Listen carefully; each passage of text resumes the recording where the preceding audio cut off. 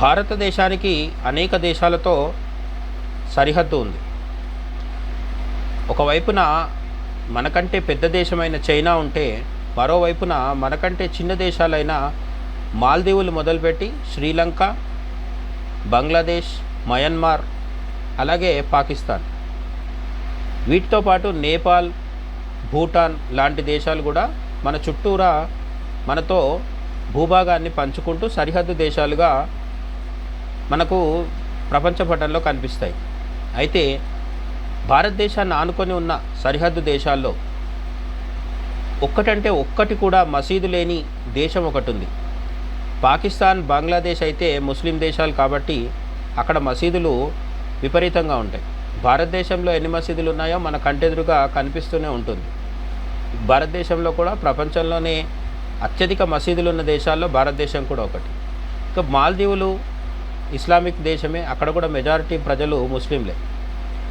పోతే శ్రీలంకలో, మయన్మార్లో, నేపాల్లో సహా అనేక దేశాల్లో, భారతదేశం చుట్టూరా ఉన్న దేశాల్లో మసీదులు లేని దేశాలంటూ ఏవీ లేవు, కేవలం భూటాన్ తప్ప. భూటాన్లో ఒక్క మసీదు కూడా లేదనే విషయం మీకు ఆల్రెడీ తెలుసా? తెలియకపోతే భూటాన్లో ఒక్క మసీదు కూడా లేదనే విషయం ఇప్పుడు తెలిసింది కాబట్టి దీని గురించి మరిన్ని ఆసక్తికరమైన అంశాలు ఇప్పుడు చర్చించుకుందాం. భూటాన్ అధికారికంగా ఒక బౌద్ధ దేశం. ఇక్కడ బౌద్ధ ధర్మం జీవన విధానంలో అంతర్భాగం. ఈ దేశం థండర్ డ్రాగన్ భూమి, land of the thunder dragon అని పిలువబడుతుంది.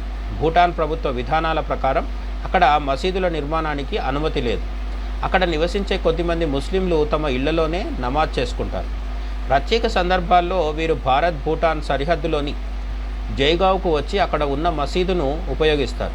భూటాన్ రాజధాని థింపూలో ఒక చిన్న కమ్యూనిటీ ప్రార్థన గది మాత్రమే ఉంది, అది మసీదు కాదు. భూటాన్లో బౌద్ధ మఠాలు వేల సంఖ్యలో ఉన్నాయి. ఇవి ఆ దేశ సంస్కృతికి ప్రతీకలు. దక్షిణ భూటాన్లో కొన్ని హిందూ దేవాలయాలు ఉన్నాయి. ఇవి ఆ ప్రాంత హిందువుల ఆధ్యాత్మిక కేంద్రాలు. భూటాన్ తన మతపరమైన గుర్తింపును, సంస్కృతిని కాపాడుకోవడంలో చాలా కఠినంగా ఉంటుంది. ఈ దేశం మత మార్పిడులను లేదా క్రైస్తవ మిషనరీల కార్యకలాపాలను ప్రోత్సహించదు.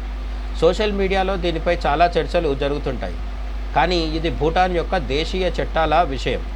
మొనాకో, స్లోవేకియా వంటి దేశాల్లో కూడా మసీదులు లేవు. కానీ భూటాన్ భారత్కు పొరుగున ఉండటం వల్ల ప్రత్యేకంగా నిలుస్తోంది. మన పొరుగు దేశాల్లో మతపరమైన భిన్నత్వం ఉన్నప్పటికీ భూటాన్ తన మూలాలను వదులుకోలేదు. ఒక దేశం తన సొంత సంస్కృతిని, మతాన్ని ఎలా గౌరవించుకోవాలో భూటాన్ ఒక ఉదాహరణ. పర్యాటక రంగం ద్వారా భూటాన్ ప్రపంచవ్యాప్త గుర్తింపు పొందింది. ఇతర మతాలను ద్వేషించడం కాకుండా తన దేశం యొక్క ప్రాథమిక చట్టాలకు అనుగుణంగా వారు నడుచుకుంటున్నారు. భారత ఉపఖండంలో మతపరమైన అలజడులు జరుగుతున్న వేళ ఇలాంటి దేశాల ఉనికి మనకు ఆలోచన రేకెత్తిస్తుంది. మతపరమైన ప్రార్థనా స్థలాలు లేనంత మాత్రాన అక్కడ మనుషులు ఉండరని కాదు, అక్కడి వారు శాంతియుతంగానే ఉంటున్నారు. మన సరిహద్దుల్లో మన సంస్కృతిని గౌరవించే దేశం ఉండటం మనకు ఎప్పుడూ రక్షణే. ఒక దేశం తన ఉనికిని, సంస్కృతిని కాపాడుకోవడానికి ఎటువంటి కఠిన నిర్ణయాలు తీసుకుంటుందో భూటాన్ ఒక అద్భుతమైన ఉదాహరణ. లౌకికవాదం పేరుతో మన దేశంలో ప్రతి అడుగులోనూ రాజీ పడుతోన్న వేళ భూటాన్ వంటి పొరుగు దేశాలు మన సనాతన లేదా బౌద్ధ వేర్లను ఎలా కాపాడుకుంటున్నాయో మనం చూడాలి. దేశం అంటే కేవలం భూభాగం కాదు, అది అక్కడి ప్రజల ఆచారాలు, కట్టుబాట్లు. ఆ కట్టుబాట్లను నిలబెట్టుకోవడంలో రాజీపడని భూటాన్ నిజంగా ప్రశంసనీయమే కాదు, మనకు ఒక రకమైన ప్రేరణ కూడా. భూటాన్లో ఒక్క మసీదు కూడా లేకపోవడంపై మీరేమనుకుంటున్నారు? దీని గురించి కామెంట్ సెక్షన్లో తప్పకుండా మీ అభిప్రాయాన్ని రాయండి. మరో వీడియోతో మనం మళ్ళీ కలుద్దాం. జై హింద్.